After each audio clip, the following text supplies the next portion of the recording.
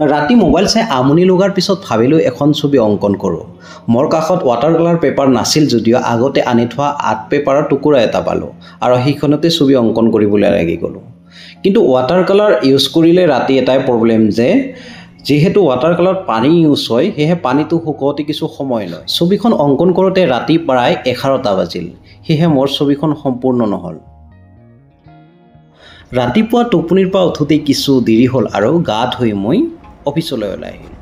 অফিচলৈ আহি দেখোঁ যে অফিচত এখন আলোচনা চলি আছে। এই আলোচনাখন কিহৰ জানেনে? খানাৰ। আজি অফিচত আমাৰ মাংস আৰু ৰুটি খোৱা হ'ব আৰু অজিতদাৰ সৰু ছোৱালীয়ে বহুত ভালকৈ মাংস বনায়, সেয়েহে অজিতদাই ঘৰত আজি মাংস আৰু ৰুটি বনাই লৈ আহিব। ইনচাৰ্জে তেওঁক 500 টকা দিছে, কিন্তু বাজেট নিমিলে, সামগ্ৰীৰ দাম বেছি, সেয়েহে অজিতদাক 600 টকা লাগে। সেয়েহে অজিতদাই হিচাপ দি আছে, মোক এইখিনি টকা লাগে।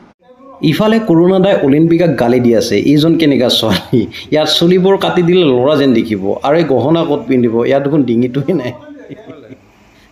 দিনটোৰ কিছু সময় অকলে থাকি ভাল লাগে, ইয়াও এক মেডিটেশ্যন বুলি ধৰি লওক।